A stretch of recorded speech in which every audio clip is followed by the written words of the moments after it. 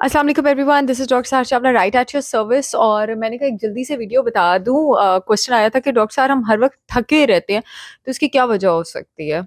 वजहों के साथ-साथ ये भी बता देती हूँ कि अगर आप पर्सिस्टेंटली थके रहते हैं और इस बात को 6 महीने या 6 महीने से ऊपर हो गया है और तो आपको कौन-कौन से टेस्ट कराने की ज़रूरत है, क्या-क्या वजूहात हो सकती हैं? सबसे पहले और सबसे कॉमन रीज़न ये कल भी मैंने इस पर वीडियो की थी कि विटामिन डी की कमी आपको हो सकती है।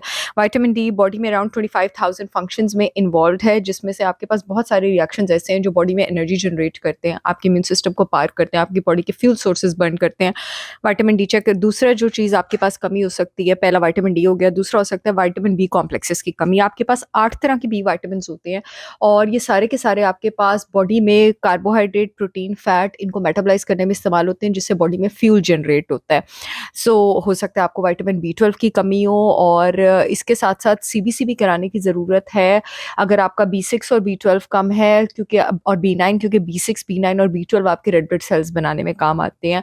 जिन लोगों को एनीमिया होता है, जिनके रेड ब्लड सेल्स कम होते हैं क्योंकि आपके खून ने आपके ऑक्सीजन को कैरी करना होता है हार्ट से डिफरेंट सेल्स में, डिफरेंट टिश्यूज़ में, तो आपके पास एनीमिया एसोसिएटेड हो सकता है यानी विटामिन बी की कमी से इनडायरेक्टली एनीमिया हो सकता है। बी 6, बी 9, बी 12 नहीं होगा तो आपके पास एनीमिया भी हो सकता है।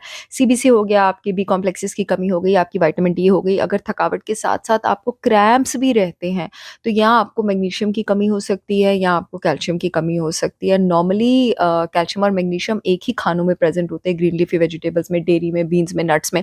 तो इनकी कमी पूरी करने का तरीका वो बड़ा आसान होता है क्योंकि एक ही फूड सोर्सेज़ में इकट्ठे कंबाइंड होते हैं और अदरवाइज़ आप सप्लीमेंट्स भी ले सकते हैं। थकावट के साथ, क्रैम्प्स के साथ अगर आपको नींद का और थोड़ा-सा एंग्ज़ायटी का इश्यू है तो तकरीबन 90% कन्फर्म है कि आपके पास मैग्नीशियम की कमी हो सकती है। हर वक़्त अगर आप थके रहते हैं तो जो अगली रीज़न आ जाती है आपके पास, आप हाइपोथायरॉइड हो सकता है आपको। आपका जो थायराइड हार्मोन है बड़ा ही प्रोमिनेंट हार्मोन है, बॉडी के मेटाबॉलिज़्म में इन्वॉल्व्ड है और हाइपोथायरॉइडिज़्म का एक बड़ा प्रोमिनेंट फीचर है कि आपको टायर्डनेस और फटीगनेस हो सकती है। तो थायराइड प्रोफाइल आपको कराने की ज़रूरत है विटामिन डी के साथ-साथ और सीबीसी के साथ-साथ। सो अगला रीज़न आपके पास ये हो सकता है अगर आप हर वक़्त थके रहते हैं, तो बहुत कॉमन रीज़न कि कहीं आप इंसुलिन रेज़िस्टेंट तो नहीं हैं, कहीं आप प्री डायबिटिक तो नहीं हो रहे हैं और कहीं आपकी ये थकावट ख़ास करके खाने के बाद की थकावट से तो एसोसिएटेड नहीं है।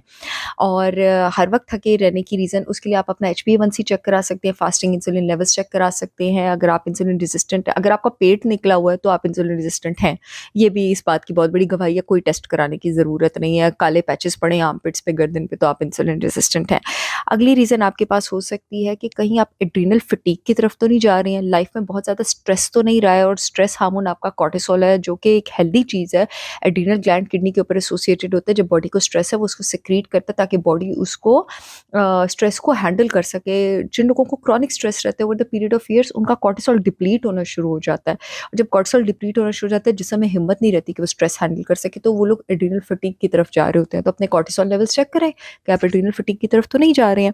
और उससे अगली रीज़न आपके पास ये हो सकती है, लास्ट जो मैं बताना चाहती हूँ कि कहीं आपको लीकी गट तो नहीं है।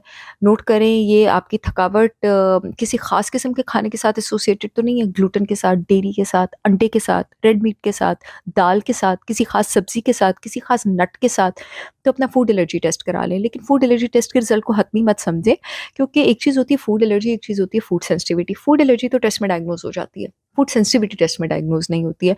तो उसका टेस्ट ये है कि आपको खुद पता लग जाता है। जैसे मेरे कल एक क्लाइंट कह रहे थे कि बाकी सारे नट्स तो खा रहा हूँ, पीनट्स नहीं बर्दाश्त हो रहे लेकिन फूड एलर्जी क्लियर है। तो मैंने उनको कहा बाज़ आ जाए, आप ना खाएँ।